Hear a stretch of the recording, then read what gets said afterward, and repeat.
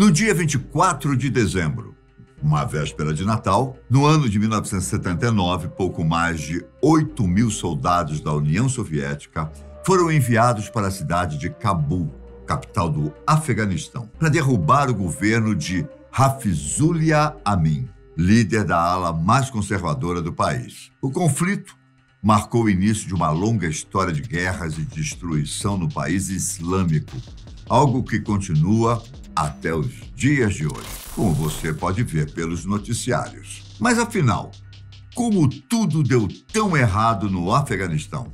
Quem são os culpados? Vamos descobrir? Meu nome é Ivan Lima e, como sempre, é um prazer estar com vocês. É preciso dizer que existem muitas versões sobre quem seriam os verdadeiros culpados pela situação no Afeganistão. E, é claro, ressaltar que as tendências políticas de cada um influenciam nessa questão. Eu vou tratar o assunto de forma imparcial, trazendo apenas fatos históricos rigorosamente selecionados pela nossa equipe, ok? Dito isso, para entendermos melhor tudo o que aconteceu e ainda acontece no país asiático dominado pelo Talibã, precisamos voltar no tempo e fazer uma viagem de mais de 50 anos. Mohammad Zahir Shah assumiu o trono afegão no ano de 1933, se tornando o Shah da nação, ou seja, o rei. 20 anos depois, o líder achou que o Afeganistão tinha que evoluir, tanto na parte social quanto na econômica.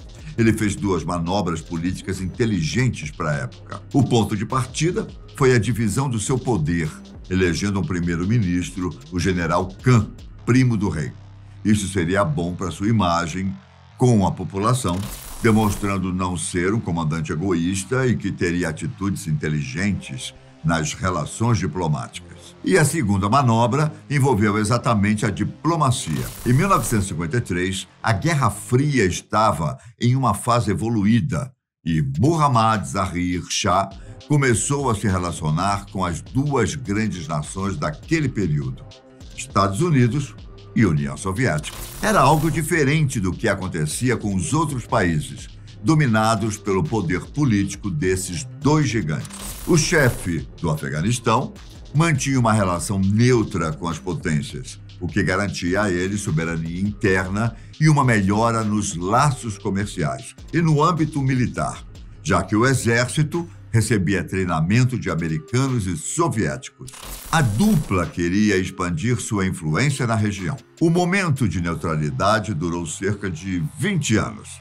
Durante esse tempo, pouco a pouco, o peso da União Soviética crescia em solo afegão, principalmente pelo fato do exército ser treinado junto com os comunistas e também pela proximidade entre os dois países. Porém, em 1973, o general Khan, aquele mesmo que tinha assumido o cargo de primeiro-ministro, deu um golpe de Estado no Afeganistão.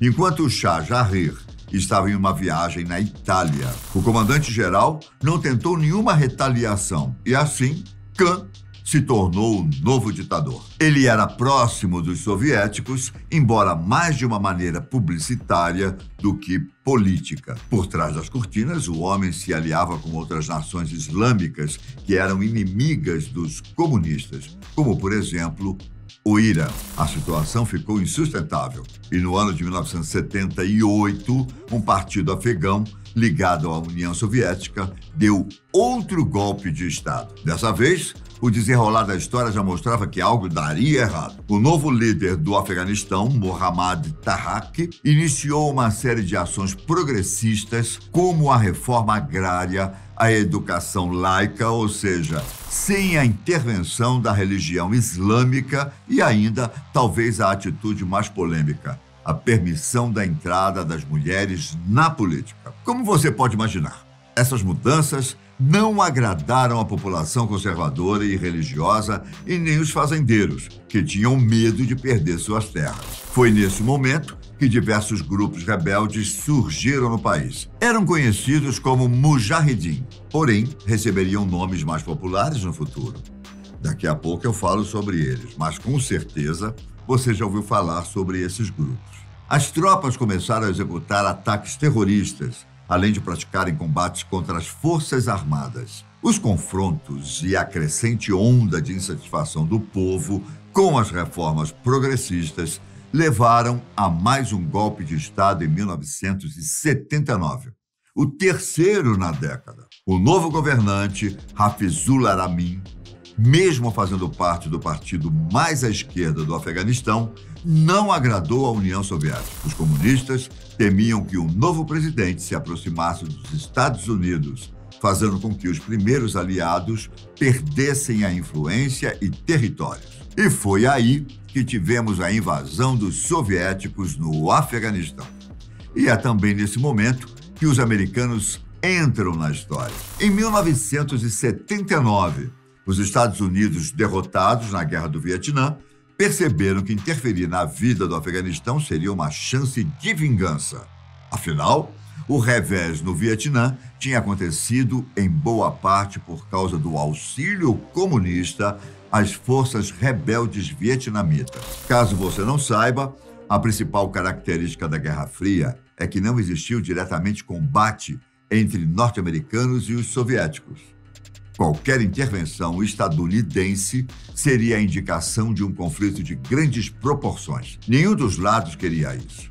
O jeito que o país da América do Norte arranjou para apoiar a luta contra o comunismo no Afeganistão foi investir dinheiro em uma pátria vizinha, o Paquistão. No entanto, começa aí um dos maiores erros políticos dos Estados Unidos.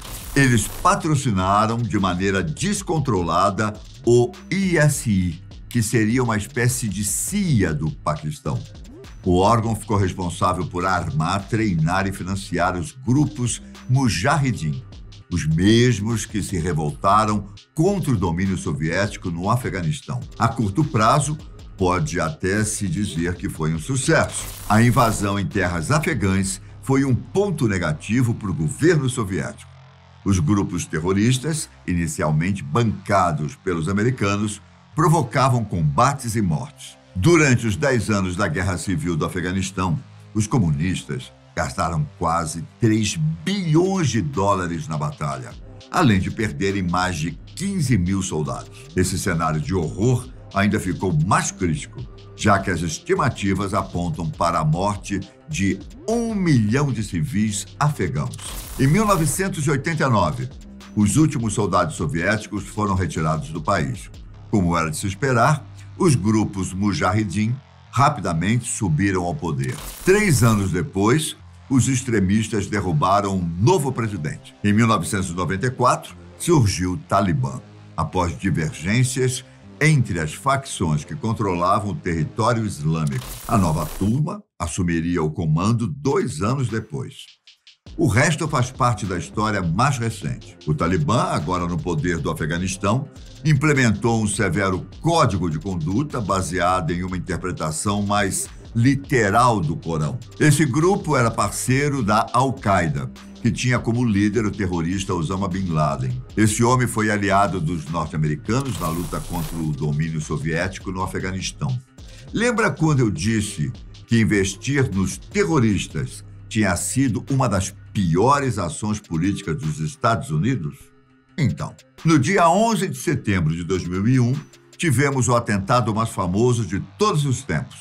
Criminosos sequestraram aviões e os lançaram contra os prédios do World Trade Center, além de outros alvos no território da maior potência mundial. Começa aí a Guerra ao Terror, nome dado por especialistas às ações americanas nos países islâmicos. Os Estados Unidos invadiram o Afeganistão e iniciaram um longo domínio por lá que durou até 2021.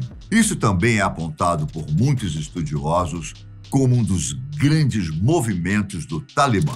Durante muitos anos, quando este grupo comandou o destino dos afegãos, apoiou líderes corruptos e que não eram populares. Além disso, as Forças Armadas Americanas, que tinham muitos mercenários e não apenas soldados, começaram a abusar e a maltratar a população, o que foi, com o passar do tempo, gerando ódio contra os Estados Unidos.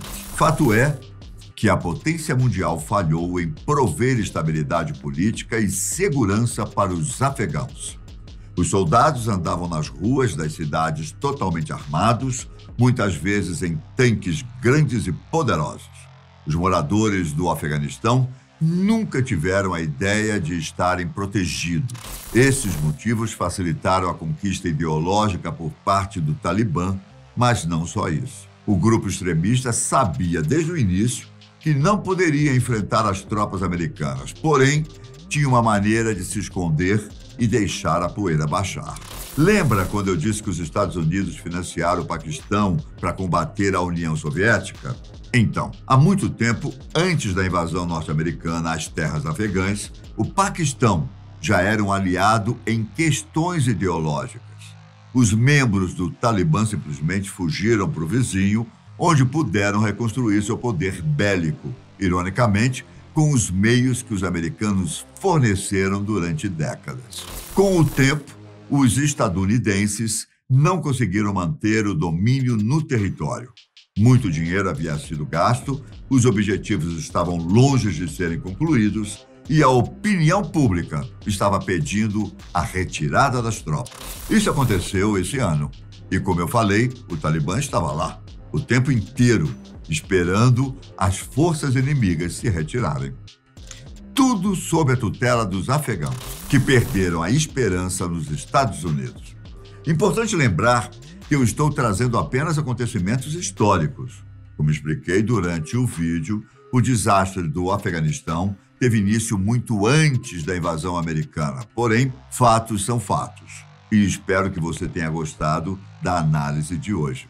Deixa nos comentários a sua opinião sobre o tema. Quem é o culpado pelo drama no país asiático?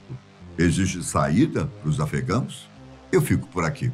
Um grande abraço, fiquem com Deus e até a próxima. Tchau!